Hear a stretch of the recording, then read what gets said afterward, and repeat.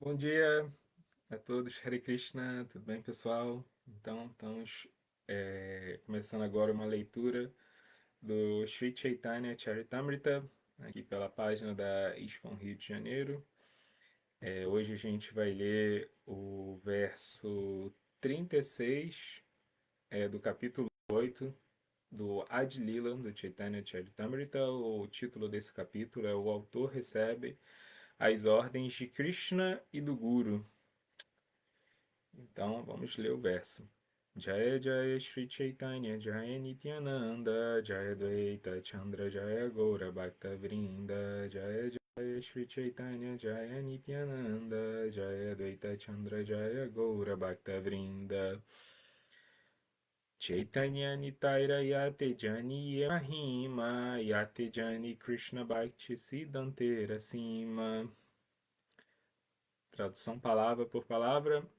Chaitanya Nitaira, do Senhor Sri Chaitanya Mahaprabhu e Nityananda Prabhu. Yate, em que.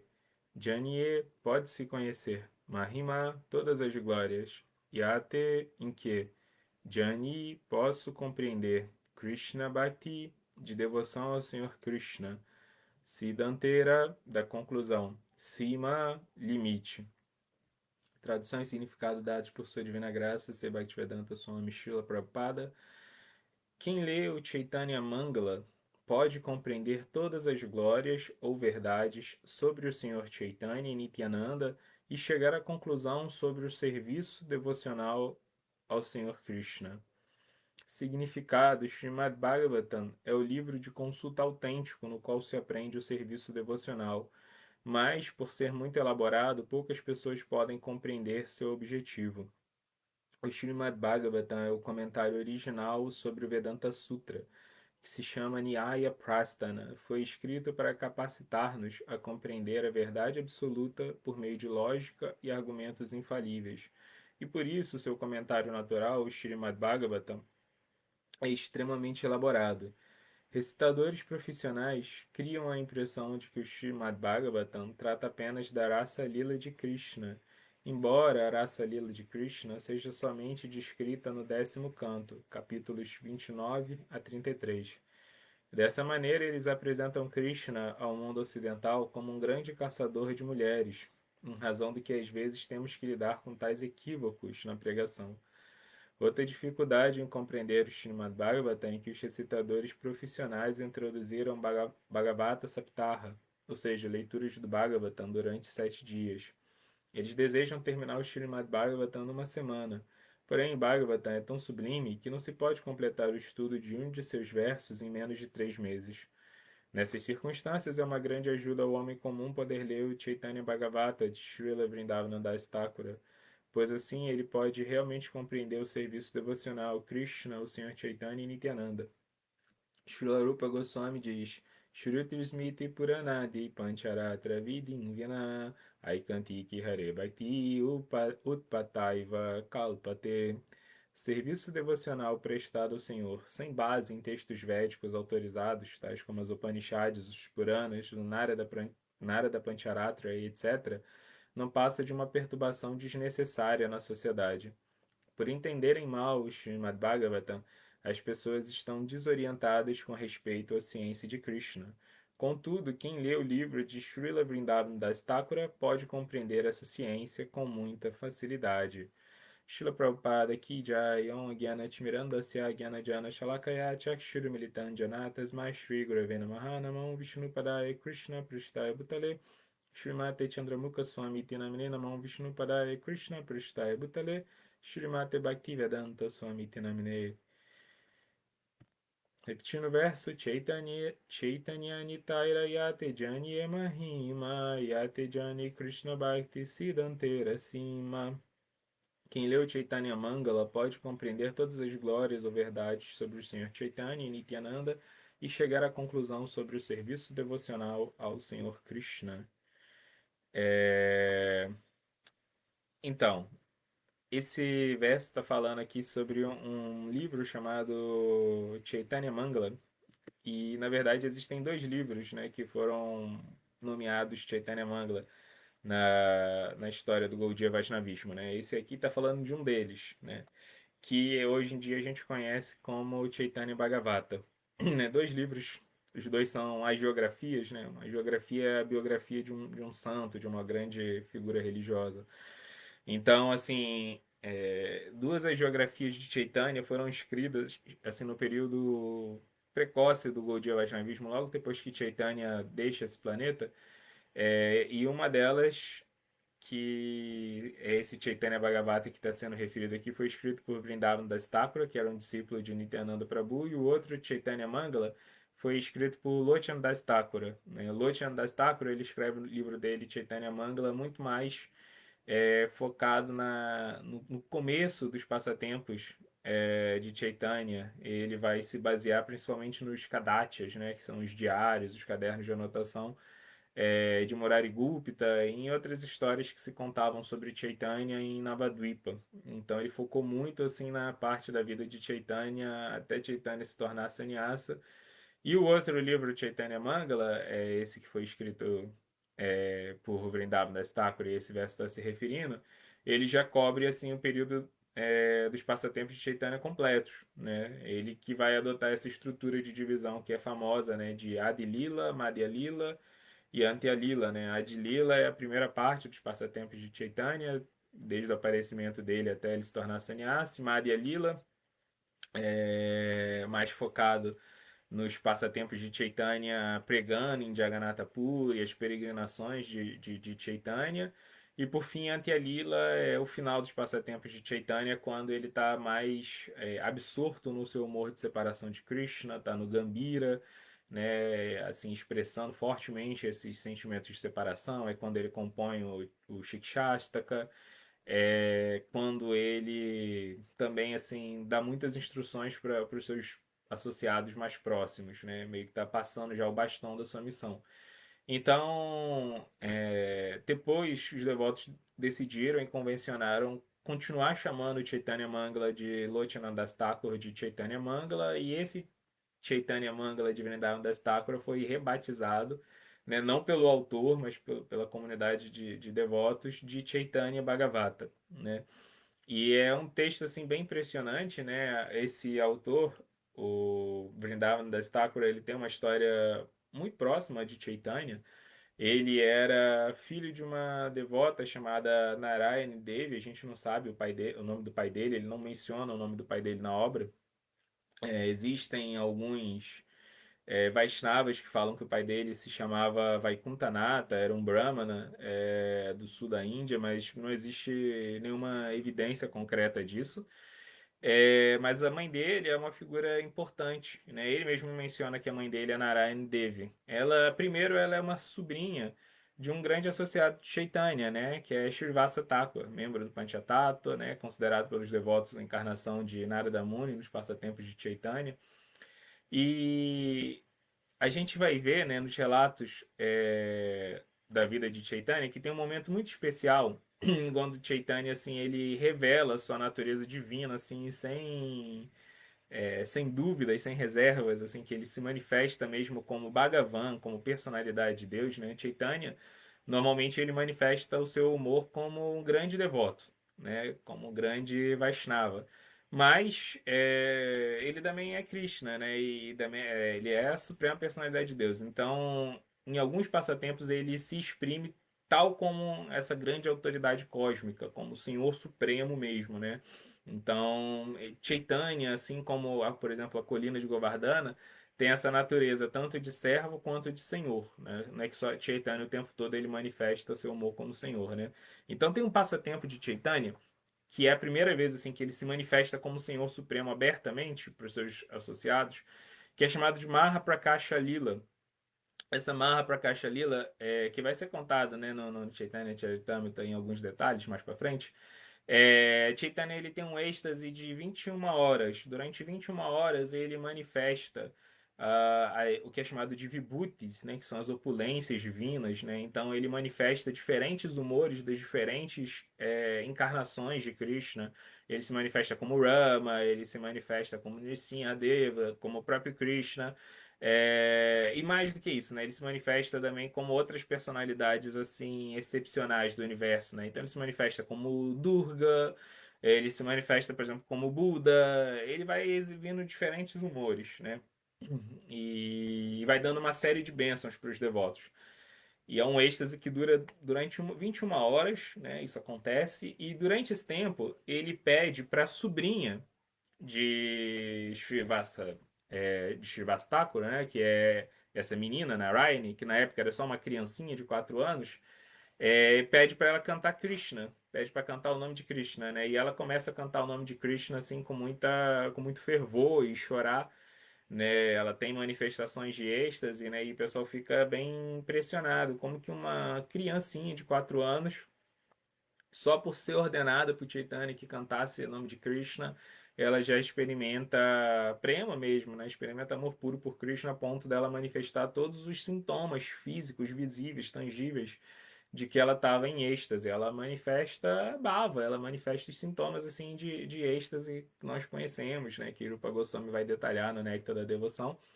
E Chaitanya depois ele dá a própria praçada dele, né? O resto dos alimentos dele ele dá para essa Narayana Devi, pede para ela comer também. É uma bênção que ele dá para ela, né?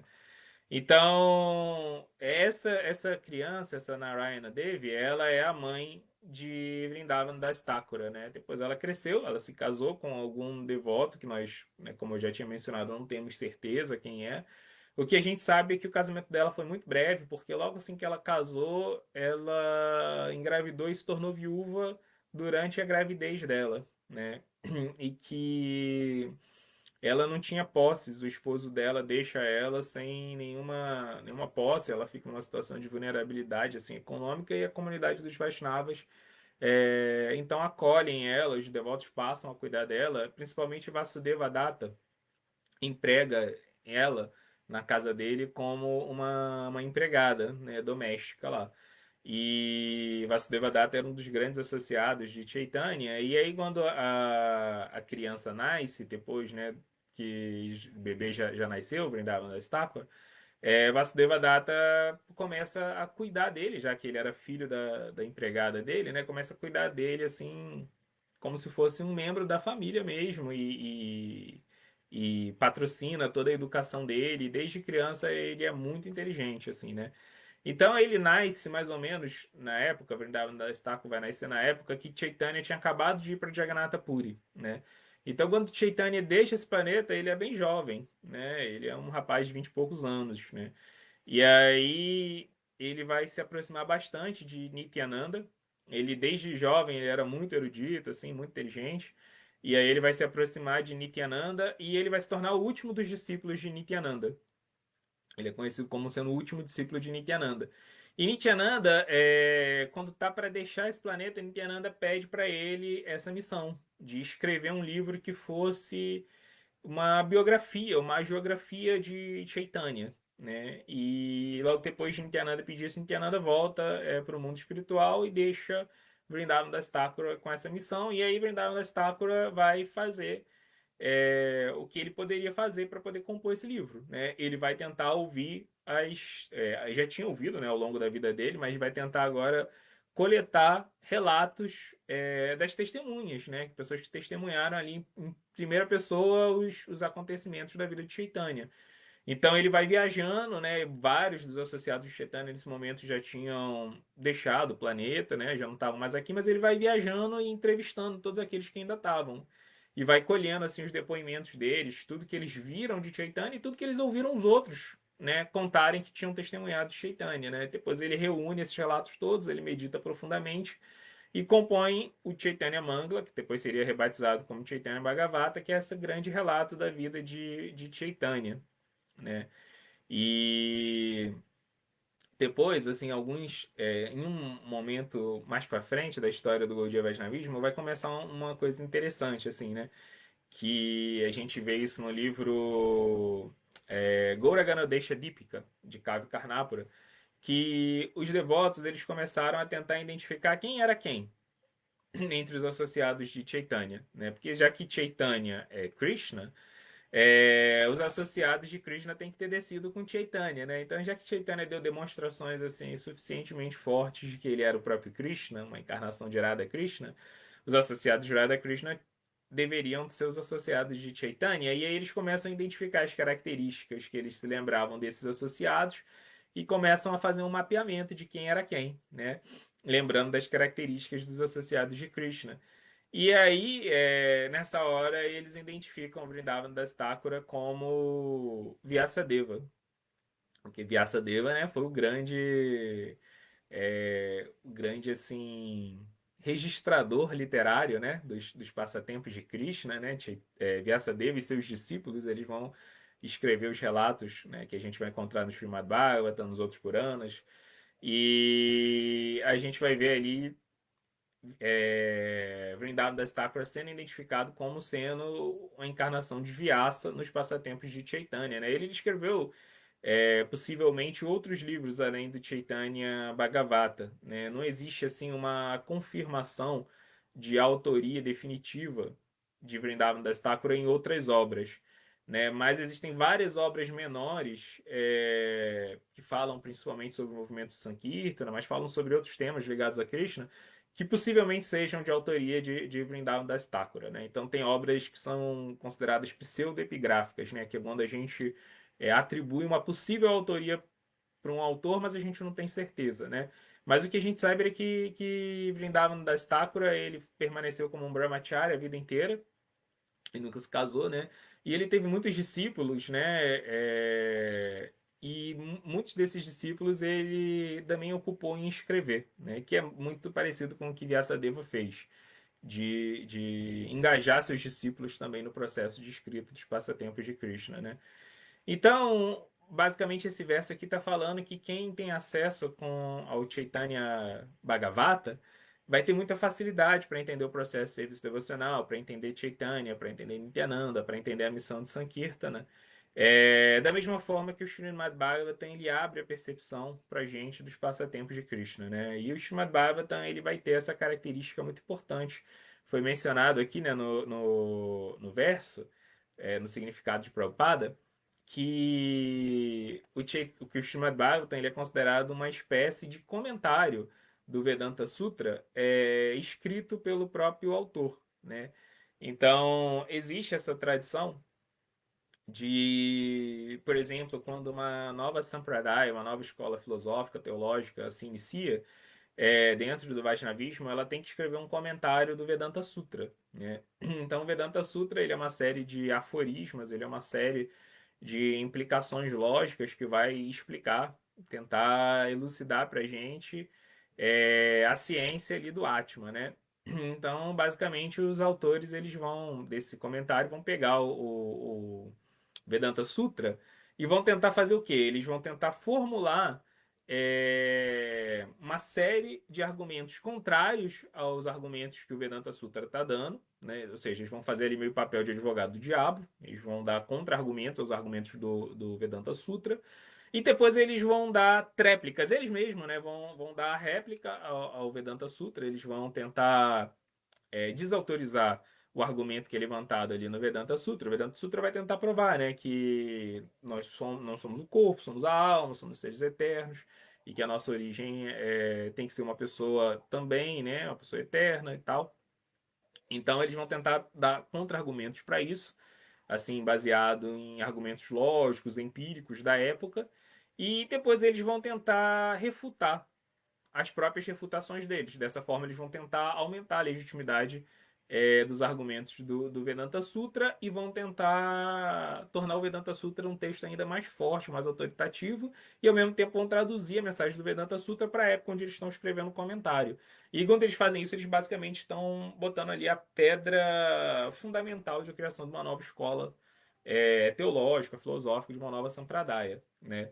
Quando o movimento de Chaitanya começa, não existe nenhum novo texto, né? Não existe nenhum comentário ao Vedanta Sutra, né? E por que disso? É que o próprio Chaitanya considera que a gente já tem o comentário definitivo do Vedanta Sutra, que é o Srimad Bhagavatam, né? Vishwanath Chakravartapura, o grande acharya da nossa linha, depois ele vai escrever um verso, né, que muitas vezes é chamado de Chaitanya Mata Manjusha, Chaitanya Manjusha, que é um verso de Vishwanatha onde ele declara quais são assim os cinco credos de Chaitanya, ou seja, assim, quais são as 5 confissões públicas de fé que Chaitanya sempre fez e nos quais ele fundamenta a sua teologia. E uma delas é que o Srimad Bhagavatam é o Amala Purana, é a escritura imaculada, né? É a escritura suficiente, é a escritura que já revela a ciência de Bhakti de forma completa e que não é necessário nenhum complemento, ela já é capaz de fazer com que alguém consiga se alinhar completamente com a consciência de Krishna. E por isso que o movimento de Chaitanya ele não é fundado sobre um comentário do Srimad Bhagavatam, né? Os associados de Chaitanya, os Goswamis Vrindavan, eles não vão escrever comentários do Vedanta Sutra, Rupa Goswami não escreveu. Depois a gente vai ter um comentário do Vedanta Sutra por uma razão histórica depois, né? Então Baladeva Vidyabhushana vai escrever o seu Govinda Bhashya, que é um comentário do Vedanta Sutra, olhado pela perspectiva dos devotos de Chaitanya, olhado pela perspectiva de Vrajarasa. Então existe dentro do nosso movimento esse comentário do Vedanta Sutra, mas ele é bem posterior, né? Então, por que que o Bhagavatam ele é considerado o comentário natural do Vedanta Sutra pelo Senhor Chaitanya? E o que isso tem a ver aqui com o nosso Chaitanya Bhagavata que a gente está falando hoje, né? É... Basicamente, o Srimad Bhagavatam ele vai desenvolver os temas do Vedanta Sutra através de narrativas, né? Então, o Vedanta Sutra ele é uma série de proposições filosóficas. O Vedanta Sutra ele pode constituir a base daquilo que a gente que a gente convencionou chamar de Siddhanta, né? A conclusão do conhecimento. Então, uma série de argumentos lógicos, uma série de argumentos epistemológicos, né? O Vedanta Sutra ele não está só preocupado em construir conhecimento a respeito de Deus, conhecimento a respeito da alma. O Vedanta Sutra ele está preocupado em construir conhecimento a respeito do conhecimento. O Vedanta Sutra ele não quer só revelar um conhecimento sobre Krishna, mas ele quer discutir sobre o que é conhecimento válido, né? Qual conhecimento pode ser legitimamente aceito por uma pessoa racional, né? Baseado na nossa experiência de mundo, baseado nas nossas faculdades cognitivas, né? E como que esse conhecimento ele pode mostrar para a gente que existe uma realidade subjacente a essa realidade material que a gente vive, né? Como a gente tem motivos racionais para acreditar em tudo isso, né? E ainda que esses argumentos eles sejam muito fortes, né, e muito poderosos, Vedanta Sutra é uma escritura assim de grande potencial teórico, ainda assim ela é um monte de teoria, né? E nós não somos só seres racionais, nós não somos só seres teóricos, nós temos outras dimensões, né? Nós temos uma dimensão emocional que é muito forte na gente. A nossa dimensão emocional ela é com certeza muito mais forte do que a nossa dimensão racional. Existem vários estudos, inclusive neurocientíficos contemporâneos, que vão mostrar que muitas vezes quando a gente racionalmente decide acreditar em um determinado argumento, é porque anteriormente, emocionalmente, a gente já estava vinculado àquele argumento, né? E aí o nosso cérebro, primeiro ele constrói um caminho emocional para a gente se vincular a algo e depois ele constrói um caminho racional para a gente defender, assim, logicamente, aquilo que a gente já tinha optado em acreditar, né, pelas nossas emoções, né? Então, existe esse tipo de força da mente, né, de força das emoções que só a inteligência, que só os argumentos lógicos não dão conta, né, de suprir. A gente vai ver, por exemplo, o Bhaktivinoda Thakur argumentando no seu Jaiva Dharma que todos os nossos corpos sutis, né, o falso ego, a mente, a inteligência, eles são projeções materiais das características da alma. Né? Então, se a alma é eterna, a eternidade da alma se projeta na matéria como falso ego. O falso ego faz com que a gente, enquanto um ser eterno, a gente se identifique com situações temporárias. Né? Então, é o papel do ego. É, o Tite, né, a consciência espiritual, que é plena de conhecimento, se projeta nesse mundo como a inteligência, né? E aí a inteligência vai discernir o que é melhor de acordo com os desígnios do ego. Mas qual é a característica mais forte da alma? A característica mais forte da alma é a Nanda, é a bem-aventurança, é a felicidade, né? É a satisfação da alma, a plenitude da alma.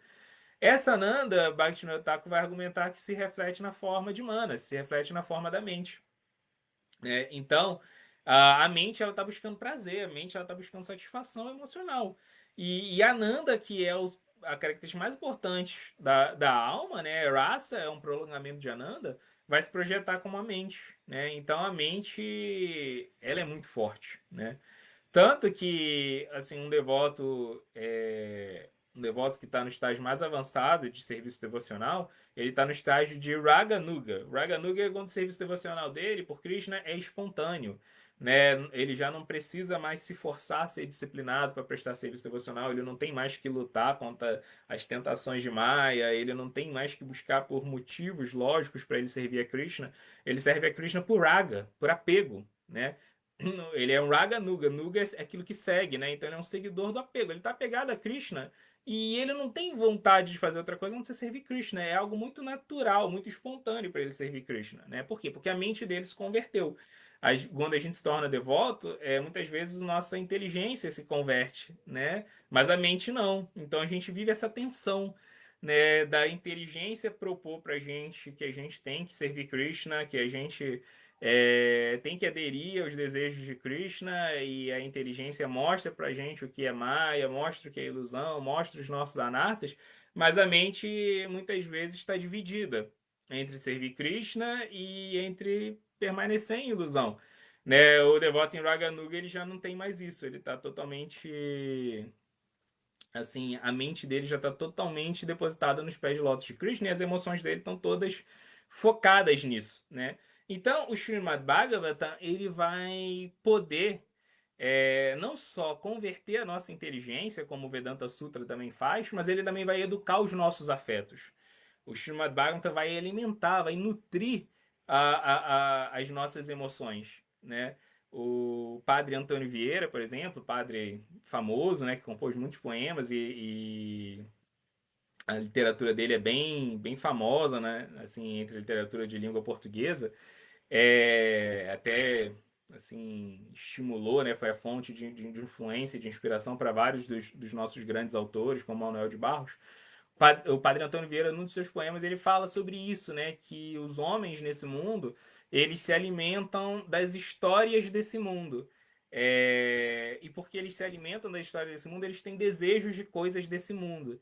Mas ele fala que o homem sábio, ele se alimenta das histórias eternas. E por isso ele tem desejos eternos. E é bem isso que o Srimad Bhagavatam vai fazer. O Bhagavatam vai nutrir a gente com um horizonte de esperança, com um horizonte de raça mesmo, né? Com um horizonte é, de revelações sobre o caráter lúdico, sobre o caráter santo, sobre o caráter puro de Krishna e de seus associados. E aos poucos a gente vai desenvolvendo emoções, afetos, apegos a esse tipo de atmosfera que o Bhagavatam vai narrar, né?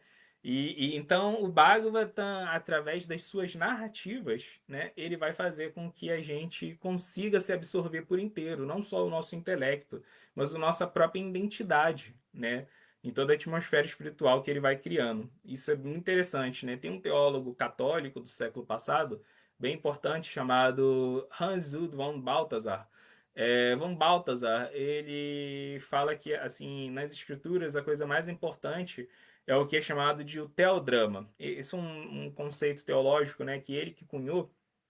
O teodrama, o drama de Deus, né? Então ele vai falar que Deus ele é o grande dramaturgo. Deus ele é aquele que é o mais perito entre aqueles que compõem histórias, né? As histórias que Deus compõe são plenas de senso estético. E todas as variedades emotivas, todos os grandes temas, todas as grandes narrações que você pode encontrar em qualquer drama, elas vão alcançar sua plenitude no drama que Deus escreve, no drama que Deus cria, que é o drama da realidade, né? Então ele fala que o mundo é o grande drama, é o palco do drama divino, né? Então existe beleza, existe sacrifício, existe romance, existe aventura, existe mistério, né? Existe humor, existe tudo, né, no drama que Deus compôs, e tudo existe horror, né, existe terror, existe cavalheirismo, existe todas esses grandes temas estéticos da literatura, da dramaturgia, todos eles estão presentes no drama da existência, que é o drama que Deus compôs, né? Então Deus é o dramaturgo pleno, o dramaturgo perfeito. Só que ele não é só um dramaturgo, né? Ele também é o personagem perfeito. Então, uma vez que ele compõe suas histórias, ele mesmo entra na história e ele transforma a história. Ele é o grande herói, né? E nós podemos, assim, ser aqueles que vão estar conectados a esse herói, né? Nós podemos ser personagens do drama de Deus, nós somos inevitavelmente personagens do drama de Deus, mas quando a gente entende o nosso papel nesse drama, né? Então a gente pode viver eles em plenitude, né? Então Hans von Balthasar defendeu muito isso, de que muitas vezes a gente vê as escrituras como, por exemplo, uma série de instruções morais.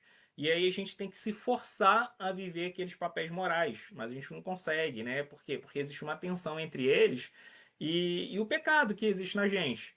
A gente vê assim as escrituras como uma série de proposições lógicas sobre quem Deus é ou sobre o que Deus faz. E beleza, também tem isso nas escrituras, né? Só que quando a gente tem esse tipo de apreciação teórica das escrituras, isso ainda não satisfaz a gente plenamente, entender Deus só como um conceito. Deus pode ser um conceito do qual você gosta, mas isso não é suficiente. Por quê? Porque Deus é uma pessoa com qual você pode interagir. O seu papel nesse drama é cumprir o papel que Deus lhe designou. Você é um coadjuvante da história de Deus, né? Então, quando você vive esse papel, naturalmente a apreciação filosófica, teológica, naturalmente o papel moral que você deveria desempenhar, todos eles já são cumpridos automaticamente, né?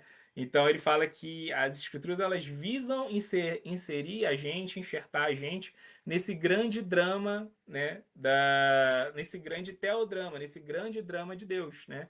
E é isso que o Srimad Bhagavatam vai fazer, e por isso que a gente tem que apreciar o Srimad Bhagavatam na sua inteireza, né? Prabhupada comentou aqui no significado que existem aqueles comentaristas do Srimad Bhagavatam que eles vão assim mutilar o Bhagavatam, que eles na verdade vão fazer um recorte desse grande teodrama que o Bhagavatam está contando de acordo com seus próprios gostos e vão ressignificar o Srimad Bhagavatam. Então, por exemplo, eles só vão contar a Rasa Lila de Krishna, foi o que o Prabhupada falou ali, né? Ah, porque existe um interesse nas histórias românticas e tal. Então, você pode fazer esse tipo de abordagem do Srimad Bhagavatam, mas Prabhupada falou, a Rasa Lila só aparece no 10º canto, né? Antes de ter a Rasa Lila, você vai ter, por exemplo, a história de Parikshit Maharaj no primeiro canto, né? E a história de Parikshit Maharaj é a história de um homem que está morrendo, que é a história de todos nós, né? Então, assim, é uma história que tem profundo apelo emocional pra gente. A gente está morrendo constantemente, a gente está cercado de perigos constantemente. Esse mundo, né, é Mrityuloka, segundo os Vedas.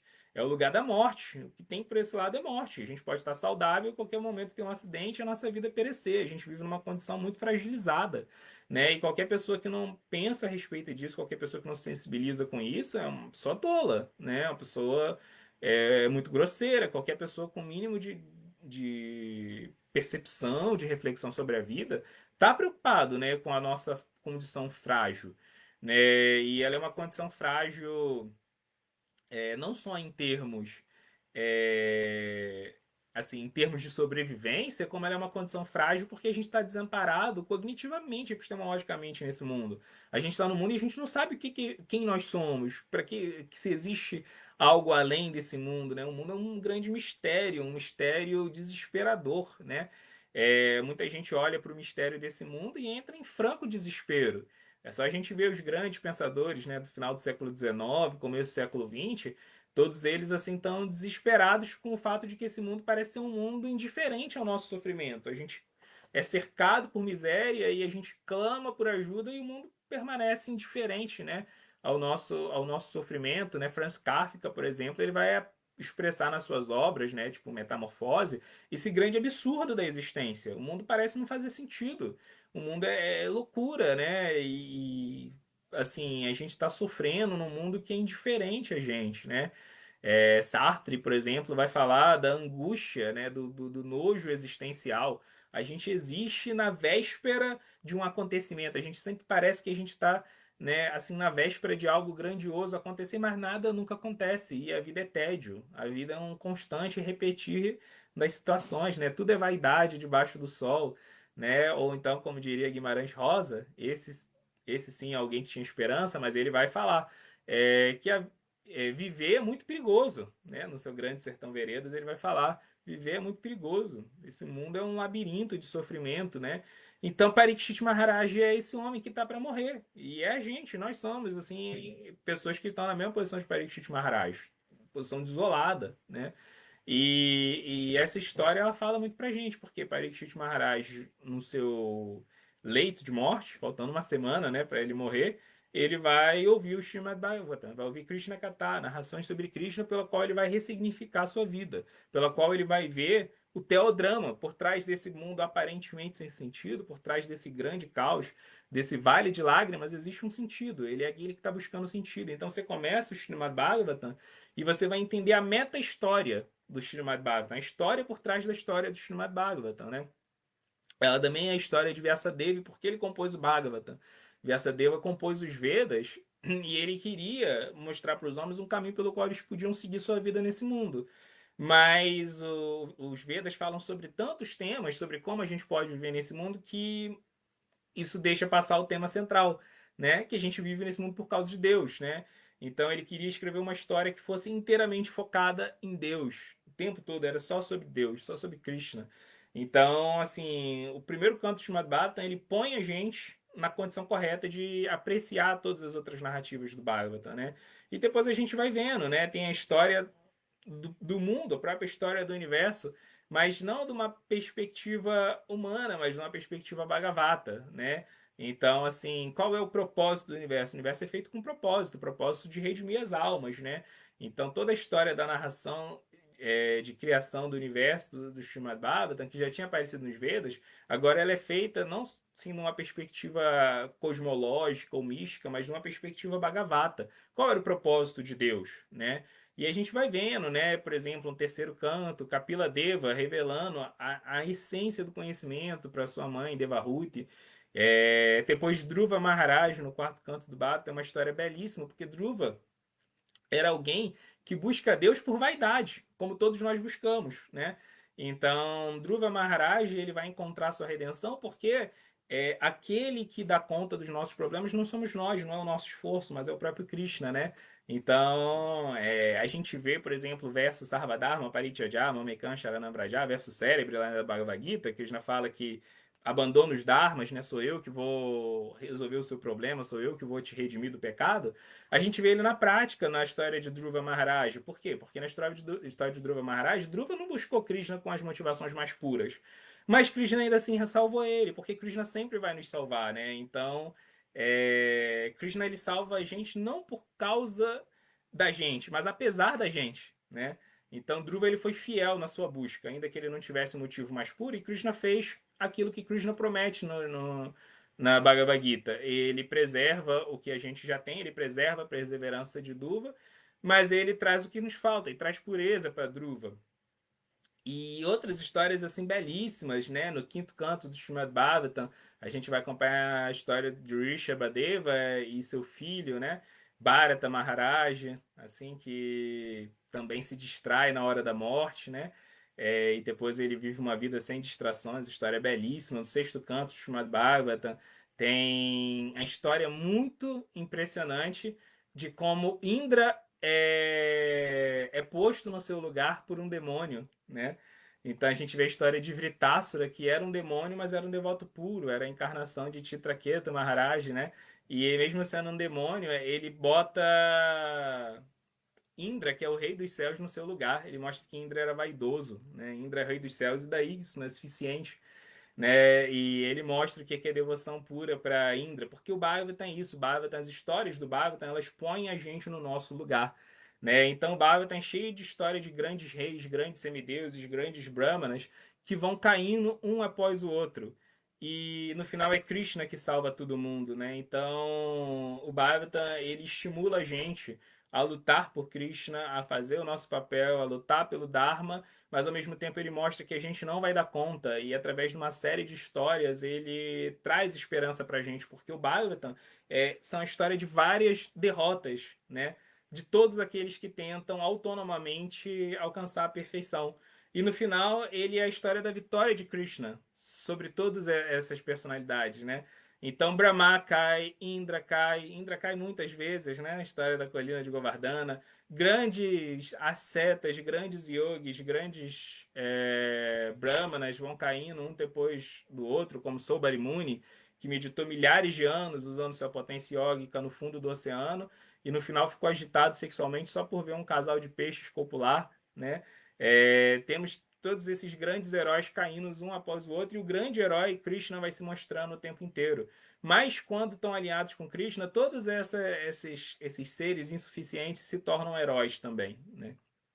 Então a gente vai ver aqueles que eram pequenos se tornarem heróicos, né?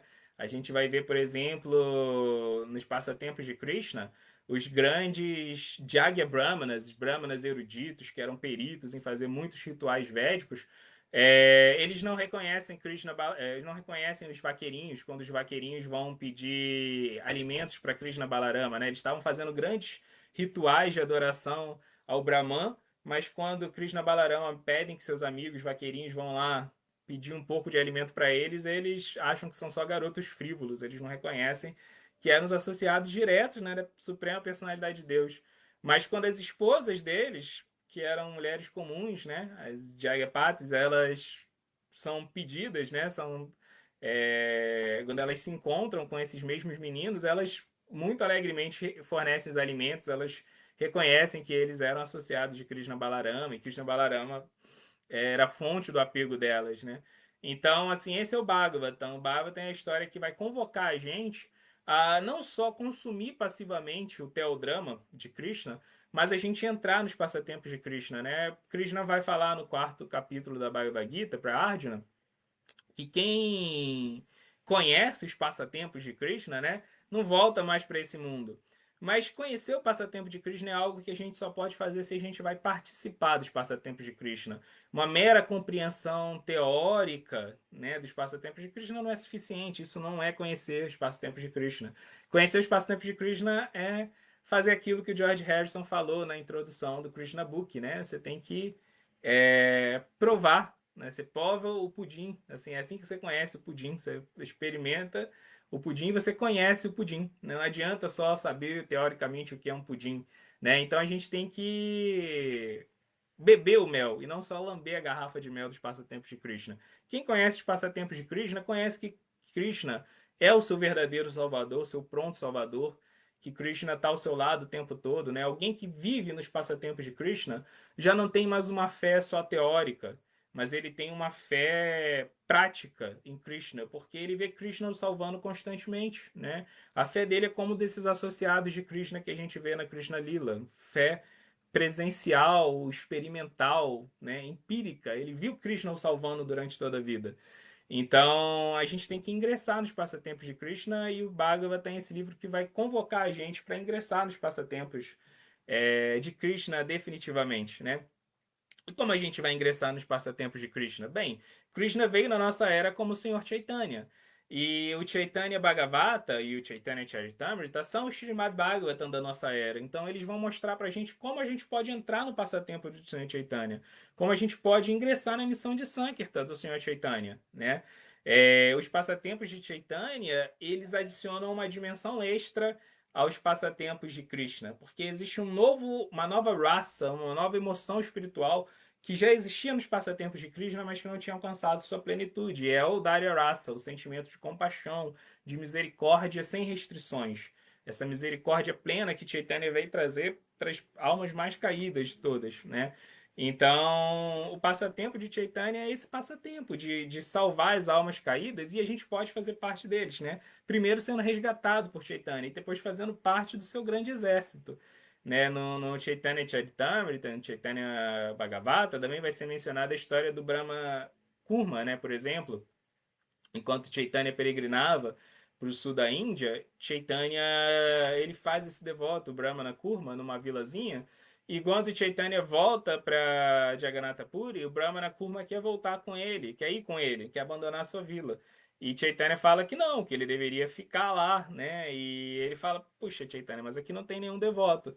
E aí Chaitanya fala para ele, por isso você vai ficar aqui, né? Porque você agora vai fazer o papel de guru aqui dessa vila. Você vai ensinar para essas pessoas aquilo que eu te ensinei, né?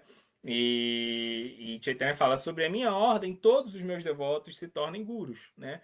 Então a gente tem um papel nos passatempos de Chaitanya, a gente tem um papel de servir Prabhupada na sua missão de levar o movimento de Sankirtana para todo mundo. Então os passatempos de Chaitanya não acabaram, eles estão acontecendo aí. Todos os milagres de Chaitanya estão totalmente manifestos e a gente pode participar desses passatempos, né? Então a gente pode participar desse grande teodrama de Chaitanya, né? Chaitanya ele fala que ele é Chaitanya Mari, ele é o jardineiro, ele é aquele que provou da fruta de Krishna Prema e depois ele começou a semear o caroço dessa fruta nos solos férteis, né, dos corações das almas de Kali Yuga. Mas ele fala que é muito trabalho, é muito labor para ele, tem muitos corações para serem semeados. Existe um pomar inteiro, né, de trepadeiras de Bhakti para serem cuidadas, né, e protegidas das ervas daninhas, das pragas. Então existe todo esse trabalho que Chaitanya deseja dividir com a gente, de fertilizar os corações das almas da Adhikari com a semente de Krishna Prema. E depois esse jardim ele tem que ser cuidado, tá? Então, os passatempos de Chaitanya estão aí, né? E a gente pode ingressar neles, conhecer eles de fato, né? E a gente pode servir para o Prabhupada, que é o caminho mais seguro e fácil para a gente ingressar nos passatempos de Chaitanya. E a gente pode não só ler o Chaitanya Bhagavata, como a gente pode viver o Chaitanya Bhagavata ingressando nos passatempos do movimento de Sankirtana. Tá bom, pessoal? Então era isso que tinha para falar. Muito obrigado a todos aí pela presença. Então vamos ver aqui os comentários. Hare Krishna, todas as glórias da Prabhupada. Então, Prabhu Mahaprabhu deu bom dia, Prabhu. Prabhu Hadarshan.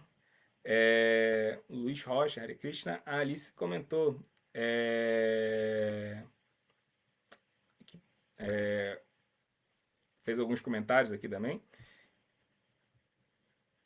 É isso, pessoal. Tem uma pergunta aqui do Ishkan Rio. Se o Srimad Bhagavatam já é suficiente para a nossa compreensão de Deus, por que então lemos o Chaitanya Charitamrita e mesmo a Bhagavad Gita? Boa pergunta. O Srimad Bhagavatam ele é completamente suficiente, né, para a nossa compreensão de Krishna. Mas existe um ponto que o próprio primeiro canto do Srimad Bhagavatam, dois pontos, né? O primeiro ponto, um ponto que o próprio Srimad Bhagavatam vai expor no seu primeiro canto, que o Srimad Bhagavatam fala que as narrativas de Krishna elas se tornaram ainda mais doces quando contadas por Shukadeva Goswami, né? Shuka é papagaio, né? E aí existe essa figura aí de linguagem de que um papagaio ele bica uma fruta e a fruta fica mais doce do que ela já era originalmente, depois de ser picada pelo bico do papagaio, né? E como Shukadeva, ele é o papagaio divino, transcendental, quando ele conta os passatempos de Krishna, esses passatempos se tornam ainda mais doces, né?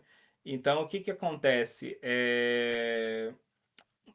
Os passatempos de Krishna, à medida que eles são contados, eles são a doçura deles ainda é ainda mais incrementada por aqueles que estão contando essas narrativas, né? Então Krishna ele se manifesta nas escrituras, mas Krishna ele também se manifesta no coração dos devotos, né? E aí quando Krishna se manifesta no coração dos devotos, né? Krishna ele se revela, ele se ilumina, ele ilumina o devoto, né? E o devoto ele tem a percepção particular dele sobre Krishna, né? Então quando o devoto conta e explica as escrituras, o devoto ele tem a capacidade de adicionar algo da sua própria realização e consciência de Krishna ao texto das escrituras, né? Por isso que Krishna vai falar, os devotos estão sempre se iluminando uns aos outros, estão compartilhando suas experiências espirituais. Isso é importante, tá? Então, o próprio Bhagavatam, ele mesmo vai defender o ponto de que a gente tem que ampliar a nossa compreensão das escrituras, ouvindo o relato das escrituras em sadhu sanga, tá? Então, por isso que a gente ouve o Srimad Bhagavatam, mas a gente também ouve o comentário dos acharyas, né? A gente lê o significado de Prabhupada, a gente estuda todo o legado de escrituras que foram deixadas para a gente pela nossa sucessão discipular, por isso que a gente debate entre a gente, como a gente está fazendo hoje, né? Então, assim, esse é um ponto que o próprio Bhagavatam faz, né? O Bhagavatam vai afirmar que a gente precisa ouvir os comentários dos devotos, né? Então esse é um ponto, tá? É, a gente vê eles enquanto um complemento do Srimad Bhagavatam, uma iluminação do Srimad Bhagavatam, e aí eles aumentam a nossa capacidade de apreciar os próprios pontos do Srimad Bhagavatam que a gente poderia deixar passar, tá? E a Bhagavad Gita e outros textos, como por exemplo o Shri Upanishad, né? A gente, quando lê o Srimad Bhagavatam, corre o risco de cair nesse tipo de perigo que Prabhupada mesmo pôs no significado do verso que a gente lê hoje aqui do Chaitanya Charitamrita, né? De que a gente pode, por exemplo, apreciar a história, mas apreciar a partir das nossas próprias concepções pessoais. Então alguém pode olhar a história de Krishna e achar que é só uma história romântica, e a pessoa tem desejo de ouvir uma história romântica e ouve história romântica, e no final Krishna vira um caçador de mulheres, como Prabhupada falou ali. Né? Mas não, a gente tem que ouvir o Bhagavatam a partir dos seus próprios conceitos. Né? Então existem estátuas, existem os conceitos teológicos, que são as lentes que a gente tem que usar para poder interpretar o Srimad Bhagavatam. Né?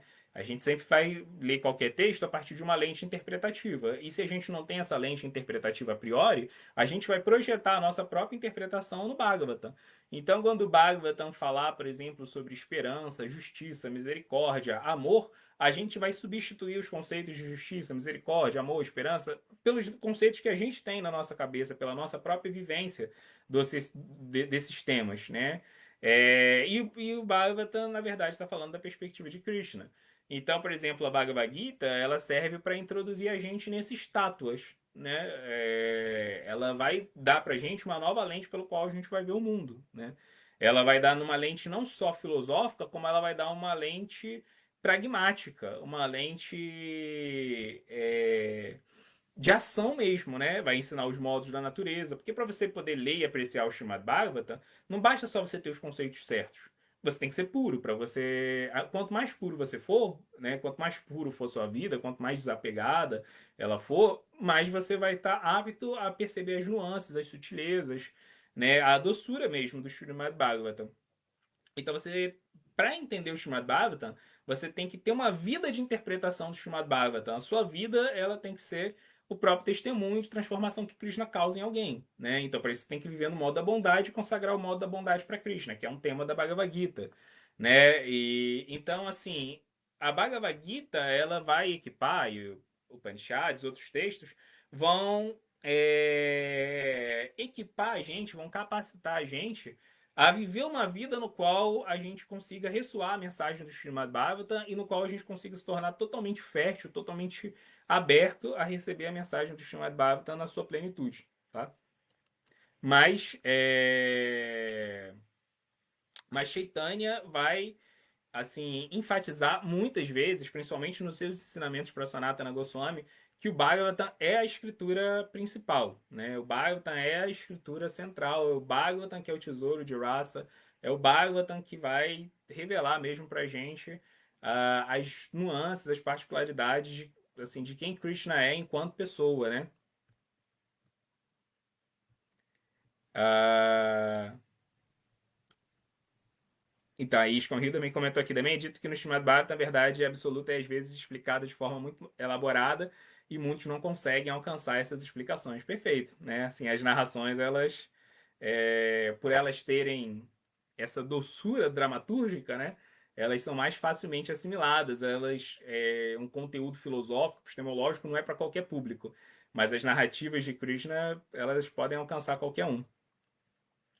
O Marcelo perguntou qual que é a essência do serviço devocional? A essência do serviço devocional é Krishna mesmo, né? É entender que Krishna tem seus desejos, seus projetos para o mundo e eu vou me dispor a atender os desejos de Krishna, né? Eu vou viver a vida que Krishna espera que eu viva, eu vou viver os sonhos, os desejos de Krishna, né? Eu vou me dispor a ser um instrumento de Krishna, essa é a essência do serviço devocional, né? A essência do serviço devocional, ela é entendida praticando serviço devocional, né? Não adianta você tentar ter uma compreensão teórica do serviço devocional para depois se render a Krishna. A lógica é o contrário, né? Você só consegue entender o serviço devocional servindo, né? E é bem simples mesmo. Ah,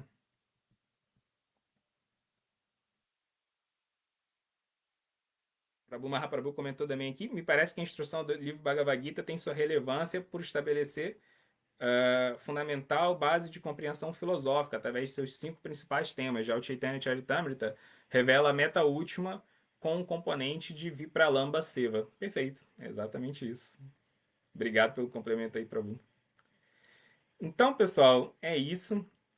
Muito obrigado a todos aí e que a gente possa ter uma ótima semana em consciência de Krishna e refletir sobre essas instruções aí do Srimad Bhagavatam para a gente, que a gente possa sempre se absorver na leitura do Srimad Bhagavatam, do seu grande comentarista, Srila Prabhupada, e que a gente possa ter sempre um lugar nesse movimento de Sankirtana e que a gente possa viver o drama das escrituras na prática, seguindo o Senhor Chaitanya, seguindo o seu servo Srila Prabhupada.